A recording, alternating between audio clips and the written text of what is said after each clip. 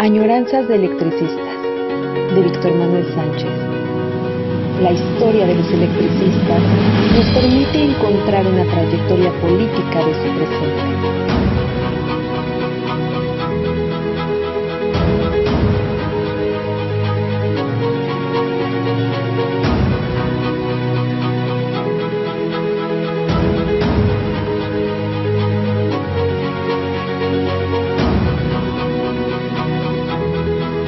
Comenzamos. Bueno, en otro lunes nos vemos de nueva cuenta en estas añoranzas de electricistas que, por cierto, ya es fin de febrero, se acabó el segundo mes del 2023 y ya no sé si es uno o es el tiempo o es probablemente son las cosas juntas entre el tiempo que uno percibe, las actividades que realiza, incluso la época de pandemia, pero da la impresión que vamos muy rápido. Son añoranzas de electricistas y en ocasiones me tengo que aguantar los comentarios de lo que está pasando en esta época, por ejemplo, la marcha de ayer y las persecuciones de la derecha, de la ideología de la derecha, de la formación política que se tiene ante esa idea de que eh, el INE no se toca y la democracia está en peligro. Bueno, y eso alude a la formación política.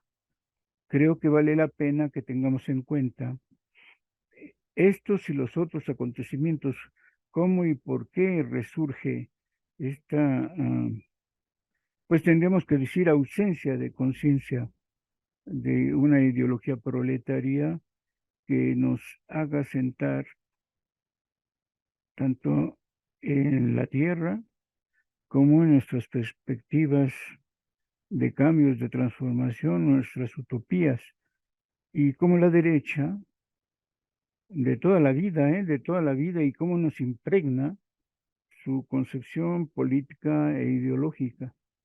Es, de hecho, bueno, de eso se trata la añoranza de hoy, que como siempre sabemos, llega a ustedes, se produce a través de Radio Ismael, del equipo de trabajo de Radio Ismael, cuando siempre le estamos agradecidos. Bueno, ¿por qué?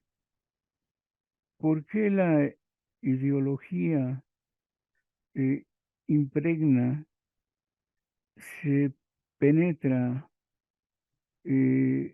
dentro de la piel, de la sangre, del pensamiento? Es muy, muy, muy, muy llamativo. ¿Por qué una función crítica, autocrítica sobre todo, no nos va acompañando de la mano en el transcurrir de los años?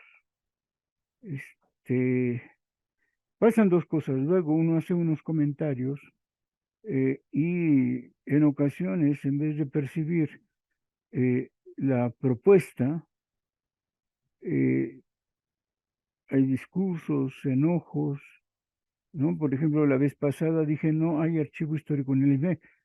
No hay. Es decir, ¿dónde está el archivo histórico del ESME? Diría yo, en la Comisión Autónoma de Justicia, que tengan todas las actas de todos los procesos electorales de la Comisión de Trabajo y de la Comisión Legislativa. Entonces, poder ir a Comisión Autónoma de Justicia y poderles solicitar que me presten, que me faciliten todas las actas de asamblea, todas, digamos, las elecciones que ha habido de procesos electorales en la Comisión de Trabajo, podríamos decir, del 2000 a la fecha. Y en ese sentido, ahí deben de estar y ahí hay una parte del archivo histórico del ESME. Tener en la biblioteca una colección completa de la revista Lux significa que ahí hay otra parte del archivo histórico del ESME. En la parte baja del auditorio, bueno, digamos en el presidium de Antonio Caso 45, el hoy llamado Auditorio Francisco Breña Alvírez, había una puerta abajo y ahí hubo durante mucho tiempo archivos. Una parte de ese archivo lo pusieron en el cuarto piso, arriba pues del cuarto piso, en el quinto piso casi, y durante un tiempo en un cubículo que después se convirtió, creo que para la Comisión Económica, había otra parte de ese archivo histórico del ESME. Luego lo pasaron a un lado de la imprenta. En Antonio Caso 45 entrabas al estacionamiento, estaba la imprenta y a un lado estaba un archivo, creo que en buen entender se llama archivo muerto. Pero esa es otra parte del archivo histórico del ESME. Que cada secretaría, pongamos la del exterior, la de educación y propaganda, la del interior, la general, tengan, por ejemplo, todas las ponencias de los actos a los que acude el secretario del exterior y que podamos tenerlos para consulta. Es otra parte del archivo histórico del ESME. Por supuesto, la Secretaría General de este 2000 a la fecha debe tener todos los documentos que de entonces a ahora nos pueden permitir recrear la historia contemporánea del ESME.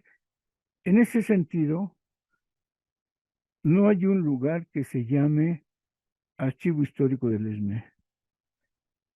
Es muy probable que se piense que en la redacción Lux, en la redacción de la revista Lux, hoy lo desconozco, pero estaba en ocasiones, durante mucho tiempo hubo una especie de archivo de la revista Lux junto a los baños en Antonio Caso 45. Está el auditorio, estaban los baños y enfrente de la entrada al auditorio, la segunda puerta del auditorio, estaba un local, un cuarto, un lugar donde uno entraba, que es el archivo, bueno, que son las oficinas de la revista Lux, de la redacción, del comité de redacción de Lux, y ahí había infinidad de material y sería otra parte del archivo histórico del ESMEC.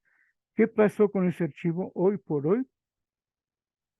Sinceramente lo desconozco. Queda la esperanza de que todo eso que estaba ahí en la revista, permítanme,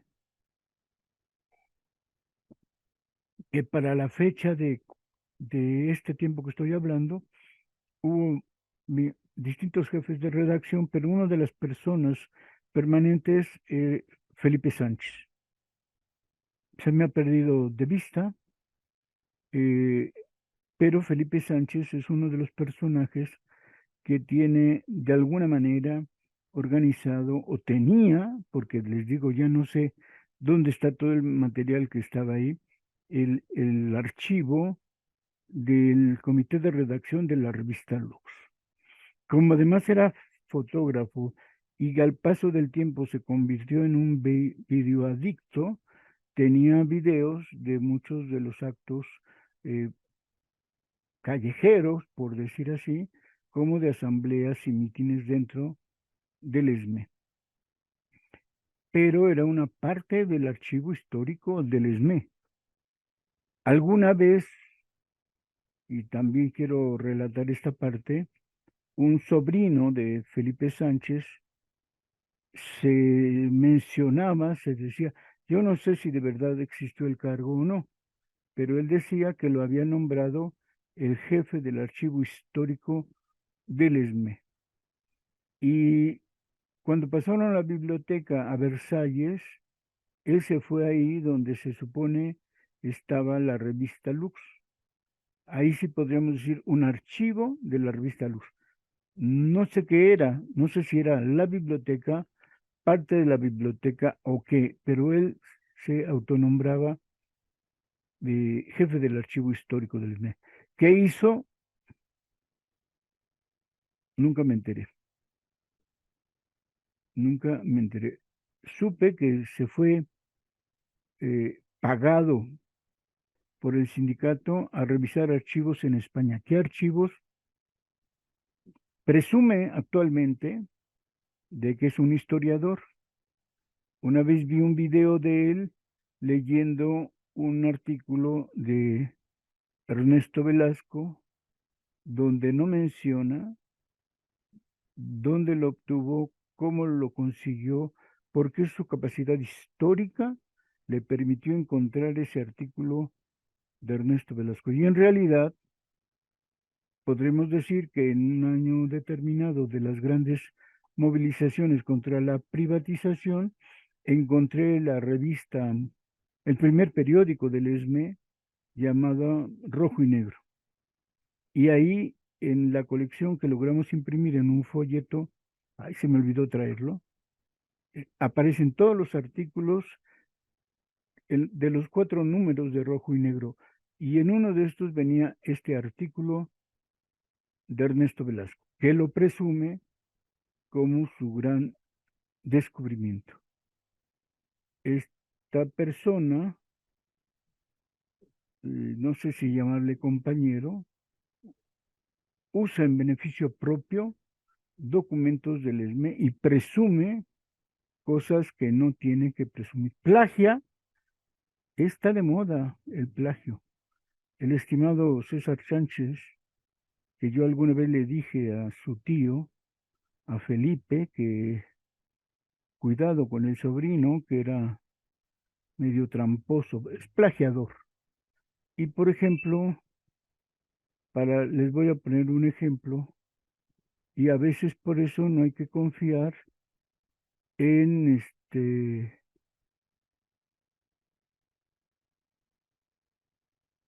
en Wikipedia. Esta es la página de la historia del sindicato. En internet, en la página de Wikipedia, trae alguna información importante. Pero la particularidad de Wikipedia es que cualquiera que se pueda registrar pone, agrega, si lo hacen de manera íntegra, con capacidad y responsabilidad ética, está bien. Pero miren, alguien entró y puso la bibliografía. Y es curioso que en esta bibliografía no recree, recapture y coloque las 43 notas, citas que vienen aquí. Y a cambio de eso pone su nombre. Y lo único que hay de bibliografía y empieza con César Sánchez. El plagiador solo reconoce como bibliografía lo que él puso. Y esta es parte de cómo tenemos que dar cuidado cuando hacemos historia. Y todas las referencias que pueden estar muy correctamente escritas, se las brinca.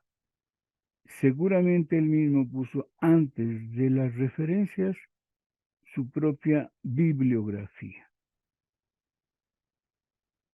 Y les digo, lo último que le conozco es que anda presumiendo el gran descubrimiento de un artículo donde Ernesto Velasco señala 10 puntos para ser un buen sindicalista. Y así como esa nota donde él afirma que él es el descubridor, sin dar la referencia de Rojo y Negro, sin reconocer que leyó Rojo y Negro en un libro donde coleccionamos, donde capturamos todos los artículos, es inconcebible. Esta es una manera de estar falseando la historia. Y siendo, como dice que fue, el gran director del Archivo Histórico del ESME, lo único que yo alguna vez vi que hizo es un anuncio en la revista Lux solicitando a medio mundo que por favor le envíe documentos, fotografías, revistas Lux, lo cual da muestra de que no sabe que el archivo histórico está en cada una de las oficinas de Sindicato Mexicano de Electricistas y que el archivo llamado muerto, que estuvo a un lado de la imprenta en el estacionamiento,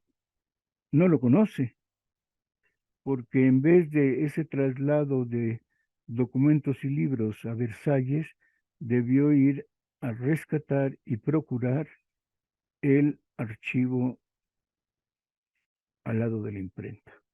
Fotocopias que se hacían de periódicos y que se repartían en las secretarías son archivo histórico del ESME. Actas, las actas de las asambleas, por ejemplo, durante la extensión y a la fecha, que deben estar ordenadas, presentadas, catalogadas y suponemos que bien cuidadas, porque trabajaba el último, con perdón de él, y esperando siga trabajando con el ánimo que lo hacía.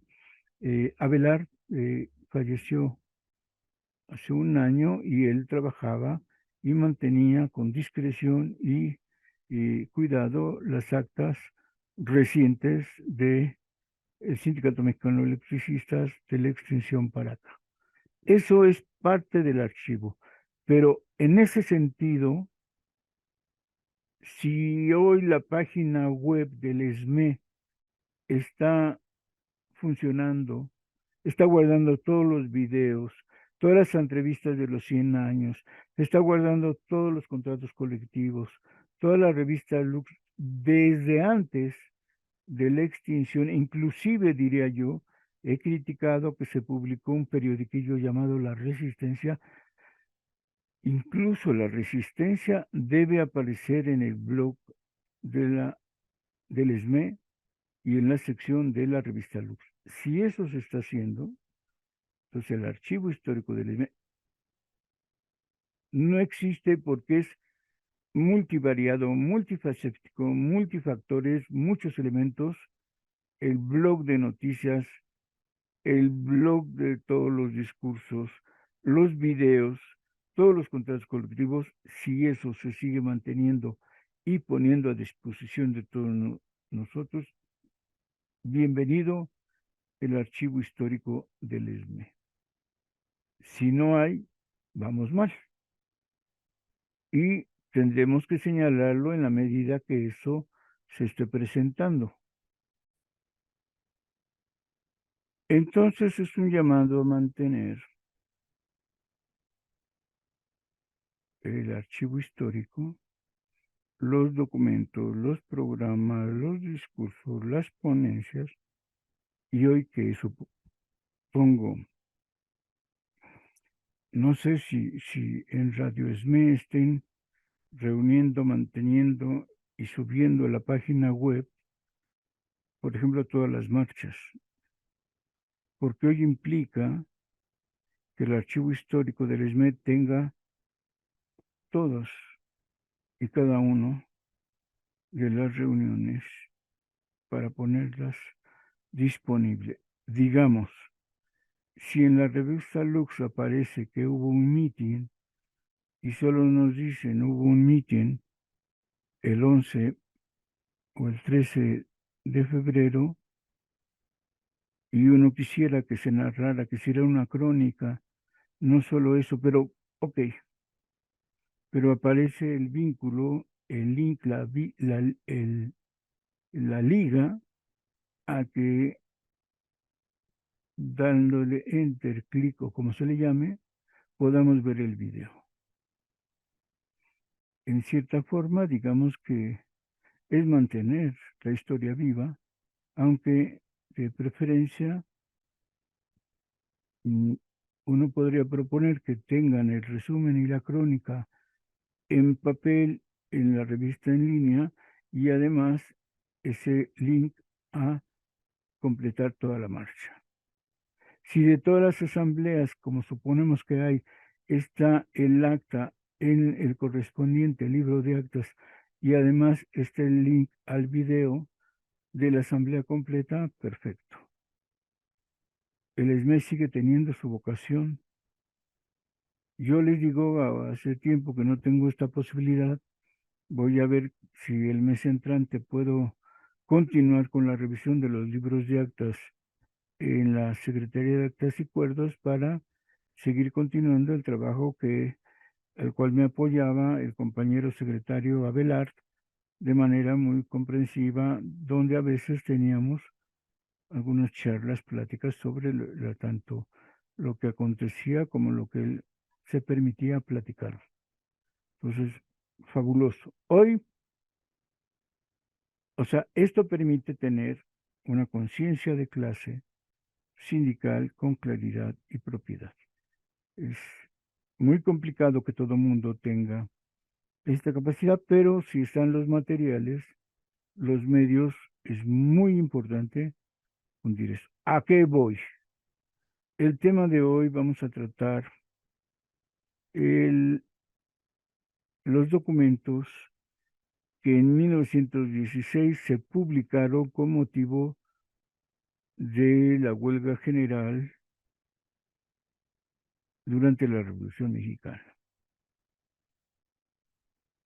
Es impresionante cómo el Sindicato Mexicano de Electricistas, después de recibir el primer gran golpe de las fuerzas revolucionarias de Carranza, para acabar con él, para extinguirlo, el deseo y objetivo de Carranza reprimiendo a todos los sindicatos de la huelga general de 1916, propiamente fue acabar con ellos. A Carranza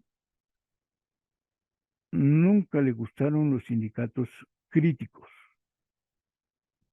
que lo exponían demostrando su gran alianza con la burguesía, pues diríamos porfirista, porque hasta años después podríamos hablar de una burguesía que surge de la Revolución Mexicana.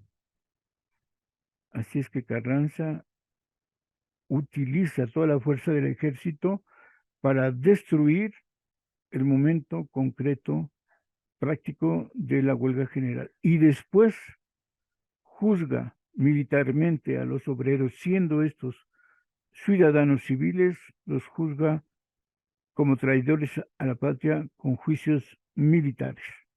Es decir, Carranza quiere acabar con ellos.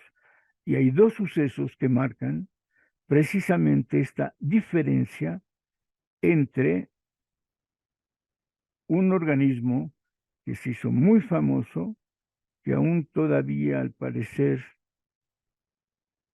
se estipula como tal, como el gran movimiento obrero, la llamada Casa del Obrero Mundial, es el movimiento organizado, el único que lucha y va a combatir contra Villa y Zapata. Es decir, hay un posicionamiento claro de las fuerzas de Villa y Zapata y Carranza, el movimiento carrancista o constitucionalista. Los traidores, los reaccionarios, según Carranza, son Villa y Zapata. El ESME en un principio no forma parte de los batallones rojos, critica a la Casa del Obrero Mundial y por supuesto combate directamente, no lo sabe, y ese es el problema, porque no hubo conciencia de clase proletaria que les señalara que Carranza era el enemigo a vencer, no solo o además de los patrones industriales que agobiaban la vida de los obreros. Lo curioso es que la Casa del Obrero Mundial, al unirse a Carranza, deja de ser anarquista. Se menciona en la historia del ESME que hay un dirigente de la Casa del Obrero Mundial apoyando en la primera asamblea del ESME, pero no se olvida reconocer que los anarquistas, si lo eran, los anarquistas de la Casa del Obrero Mundial decían, que estaban en contra del gobierno y de cualquier Estado. Sin embargo, el asesor que se menciona en la historia del ESME era el director del Departamento del Trabajo propuesto o nombrado por las fuerzas de Carranza. Un anarquista que dice que está en contra del Estado y el gobierno y que sin embargo tiene un cargo de director del Departamento del Trabajo. Este director dejó de ser anarquista, rompió sus principios y eso hay que manifestarlo, decirlo y estar al pendiente de eso. Pues no puede ser. Y la propia Casa del Obrero dice, ya no somos anarquistas. Ellos mismos que han escrito libros de la Casa del Obrero Mundial no reconocen su error, su traición a los principios anarquistas y se mantienen fieles, según ellos, a sus principios. Hacen el pacto y forman batallones rojos, batallones de ejércitos para combatir a las fuerzas de Villa y Zapata, traidores al anarquismo. Pero nadie lo menciona. Lo peor está en que en el propio ESME estos asuntos no lograron descubrirse y precisarse como se debe. Tengo una revista de 1962. Bueno, hay varias, pero en esta revista Lux, donde aparece, escrita por Luis Ochoa Rivera, que se llama La Casa del Obrero Mundial, y trae una foto, y miren la sorpresa. Dice, primer secretario general del ESME y capitán de caballería de los batallones rojos. Increíble. Yo no me acordaba de esto. Entonces, como uno de los dirigentes del Sindicato Mexicano de Electricistas, participante de la huelga general y que va a ser reprimido, termina alabando a la Casa del Obrero Mundial y termina diciendo que él fue capitán en los batallones rojos y que combatió, como diríamos, con ahínco, con fuerza, con valor, a las fuerzas revolucionarias de Francisco Villa, a las fuerzas revolucionarias del Ejército Liberador del Sur. Es, por tanto,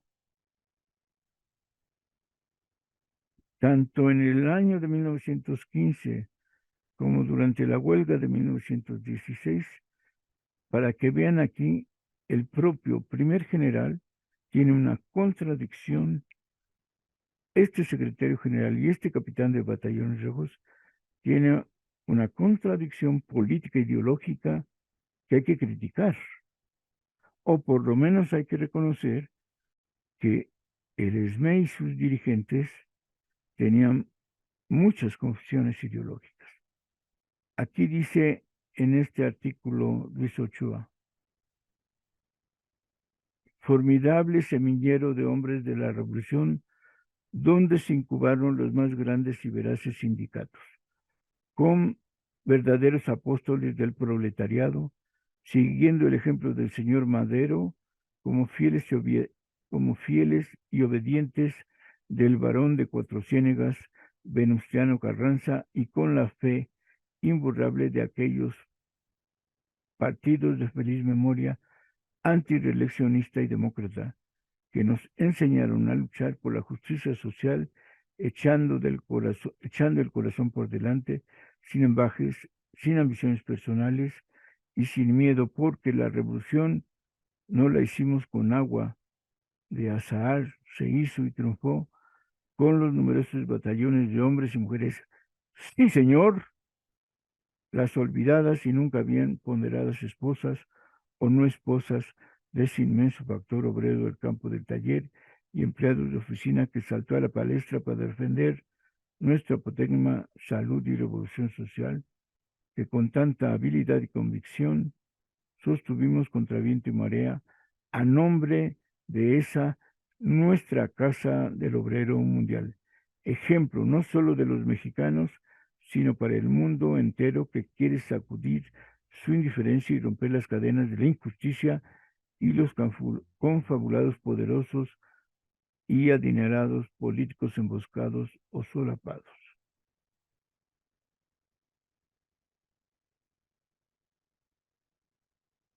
Es increíble.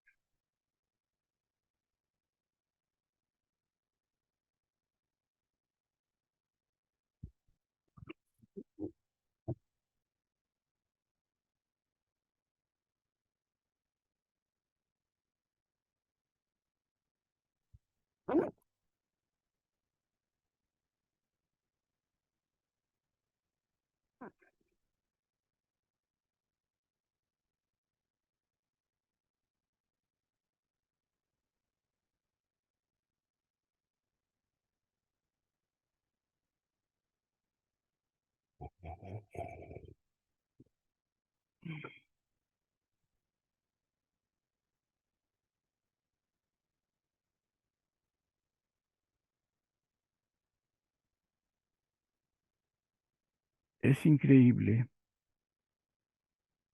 que habiendo criticado en ese febrero de 1915 como ESME, como Asamblea del ESME a la Casa del Obrero, y reconociendo que ellos no iban allá, parece ser que en lo personal, el primer secretario general del ESME, Luis Ochoa, sí se fue a formar los batallones rojos. Como sabemos, se quedaron la gran mayoría de electricistas. Pero nos enteramos por esta fotografía y en este artículo él insiste que la Casa del Obrero Mundial fue semillero coherente y congruente del movimiento obrero. Continúa este artículo de Ochoa. Ya se nos empieza a hacer justicia vislumbrándose la gratitud en primer lugar a los que cayeron en la lucha y después a los precursores y supervivientes de ese incalculable núcleo de esforzados y valientes luchadores anónimos sumergidos en las tinieblas del olvido y la ingratitud. Ahora somos nosotros los que clamamos justicia, no queremos ser figuras centrales, pero tampoco pasto de la displicencia. El domingo 15 de julio de este año se efectuó en La Nera, México, un mitin organizado por la Central Nacional de Trabajadores para conmemorar el 50 aniversario de la Casa del Obrero Mundial que se cumple en este año. En la organización de este mitin tomó parte el Sindicato Mexicano de Electricistas, mi sindicato, lo que me llena de satisfacción por haber tenido la suerte de ser su primer secretario general y fundador. Pido se me disculpe por hacer esta aclaración, pero no puedo dejar de hacerlo por creer lo necesario, no solo con todo lo bueno, sino también lo malo, porque hay que reconocerlo. En ese mitin se oyó la voz siempre serena y sincera de nuestro secretario Luis Aguilar Palomino, haciendo reminiscencias de épocas pasadas, tocando varios puntos, entre ellos nombres de compañeros fundadores, y que aquí cabe aclarar con la calle frase célebre: ni son todos los que están, ni están todos los que son, pero así están las cosas. Una nota previa al discurso de Palomino, la revista Lux en su número de agosto hace referencia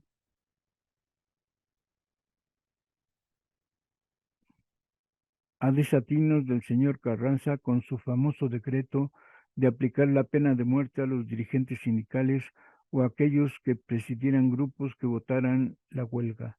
¡Qué sarcasmo! Fíjense, en vez de decir muera el señor Carranza, qué sarcasmo.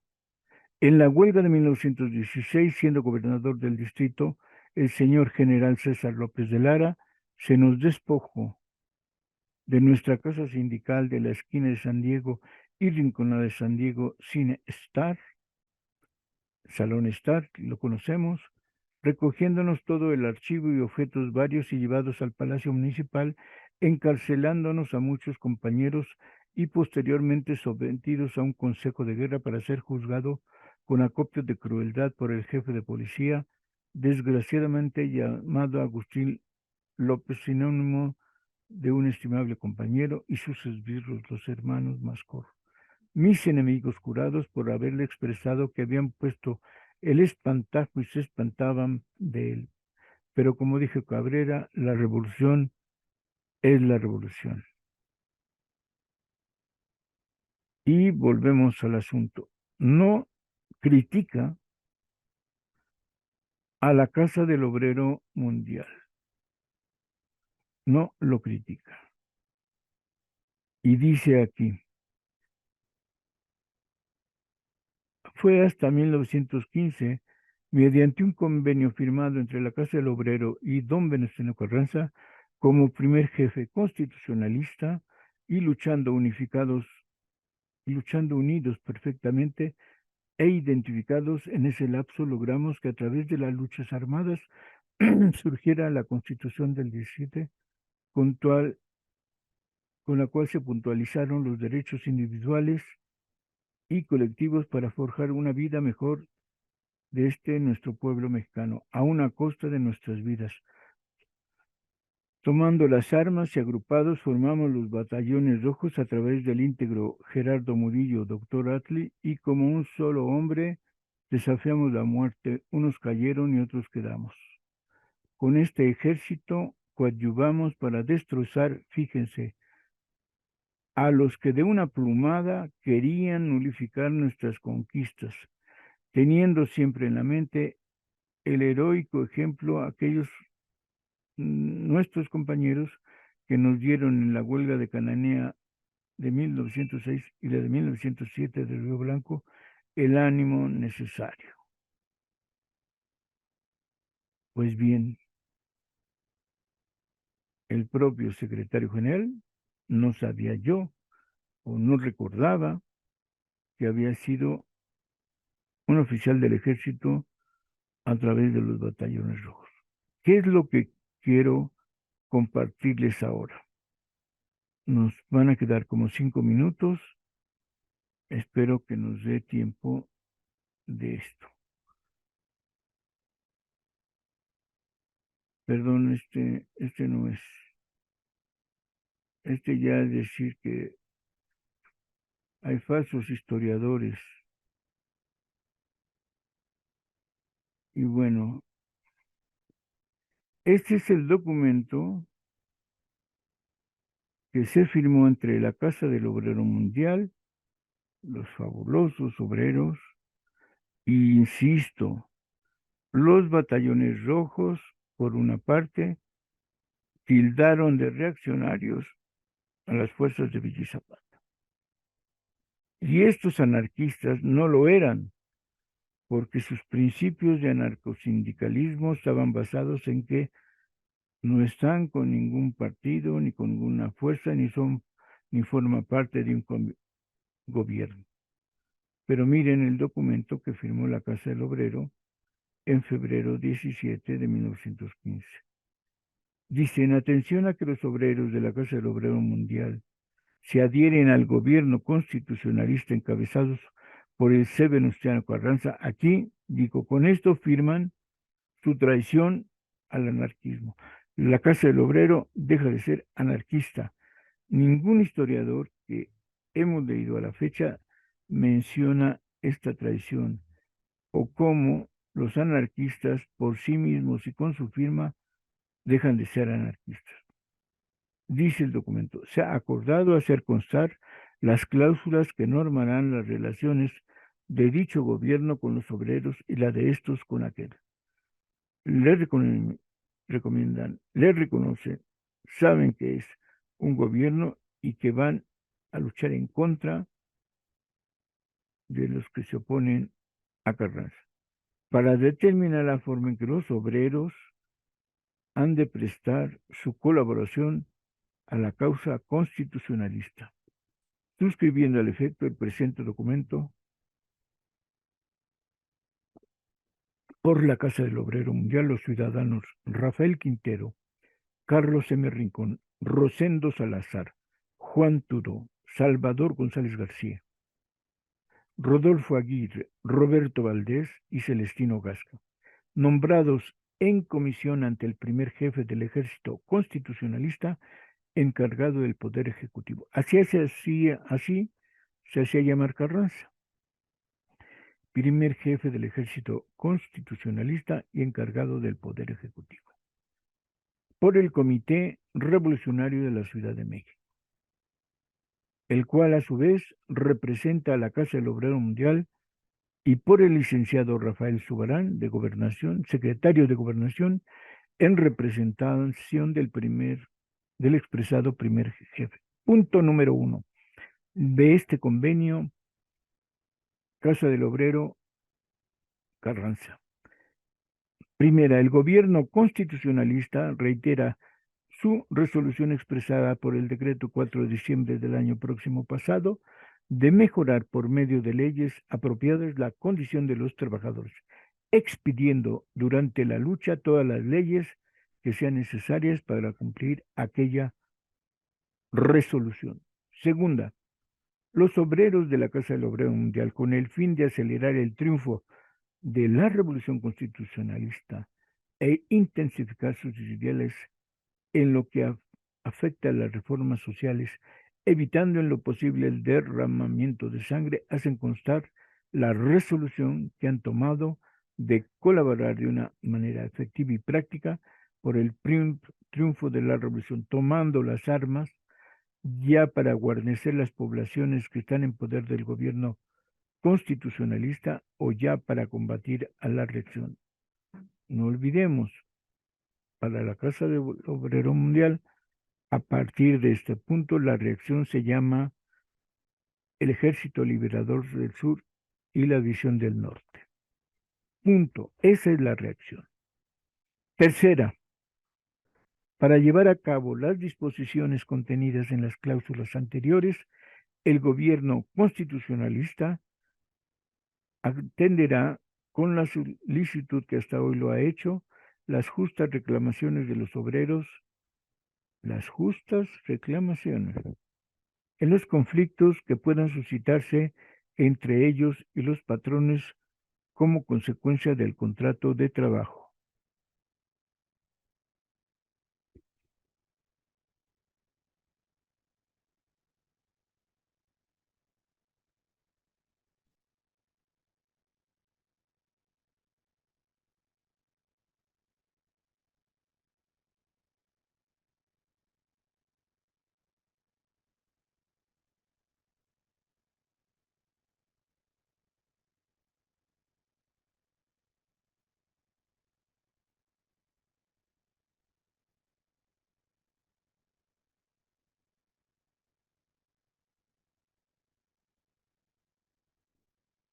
Entonces, acuérdense, las justas, que ya diré el constitucionalismo, cuáles son las justas reclamaciones. Cuarto, en las poblaciones ocupadas por el ejército constitucionalista y a fin de que éste quede expedito para atender las necesidades de la campaña, los obreros se organizarán de acuerdo con el comandante militar de cada plaza para el resguardo de la misma y la conservación del orden. Es decir, quien dirige las necesidades de las poblaciones es un general y las brigadas rojas quedan a su disposición.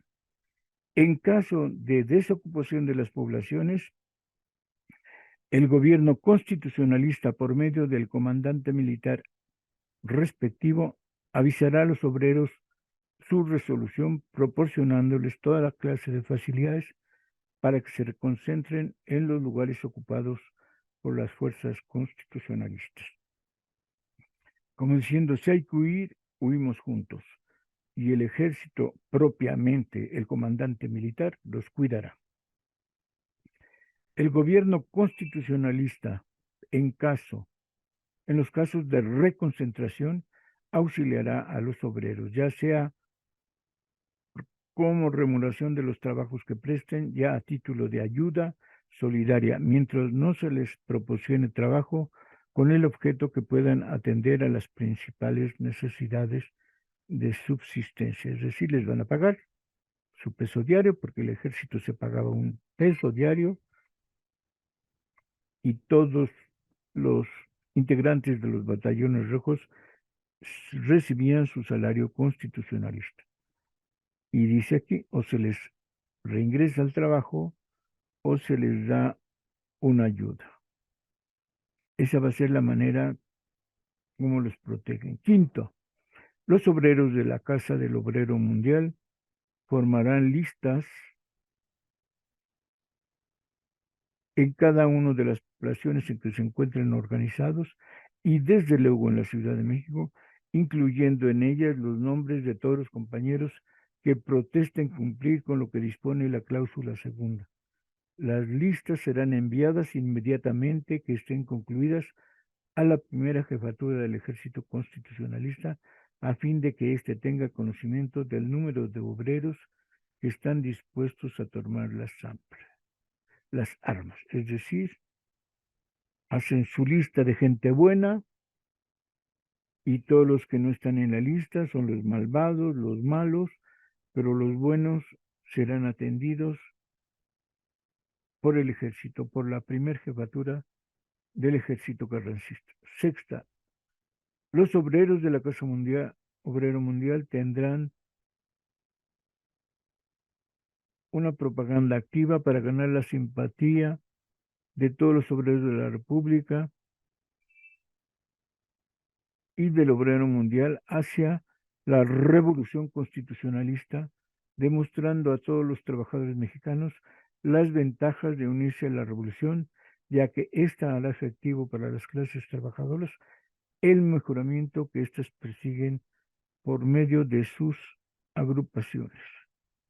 Se me ha acabado el tiempo, pero lo que está diciendo aquí, que todos los obreros de la Casa del Obrero Mundial empezarán a hacer propaganda prístina, clara, promoviendo al carrancismo. Claro, le llaman revolución constitucionalista. Es febrero de 1915, un año antes de la huelga general. Pero ya todos los dirigentes llamados anarquistas traicionaron el anarquismo. Queda claro en este documento, solo les voy a decir en qué fecha se firmó. Febrero 17 de 1915, Rodolfo Aguirre, Rafael Quintero, Celestino Gasca, R. Soberán y Gonzalo García, aunque como vimos en el primer párrafo, en el párrafo previo hay más, especialmente uno de los autores principales de las pugnas de la gleba, Rosendo Salazar, este libro en el que muchos autores académicos, historiadores y miembros de la historia oficial se basan para decir que la causa del obrero mundial es la magnífica y gran creación de los obreros mexicanos. La Federación de Sindicatos Obreros criticó y dirigió la huelga general. Perdón, se me acabó el tiempo. Continuaremos con este documento. Vamos a leer un documento oficial del general Pablo González y vamos a leer el manifiesto del ESME y el manifiesto donde se convoca la huelga general. De eso se trata. Y es llamativo, como en este caso, la contradicción ideológica de anarquistas que dejan de ser anarquistas y tendremos que llamarlos traidores al anarquismo, como el movimiento obrero, porque empiezan a trabajar y a hacer propaganda en favor de los constitucionalistas. en efecto va a ser la revolución triunfante. Pero aquí ya no vemos más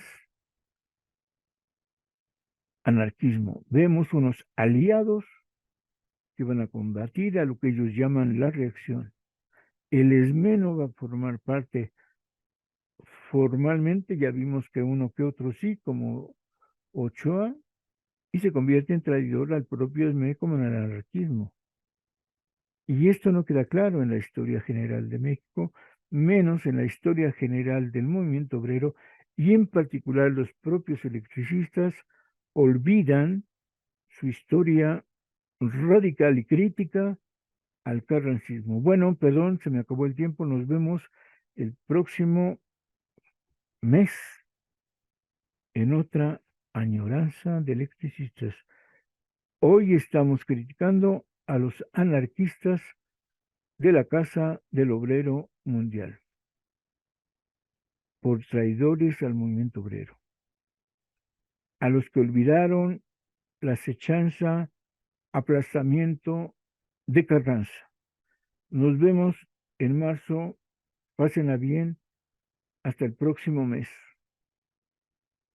en añoranzas de electricistas.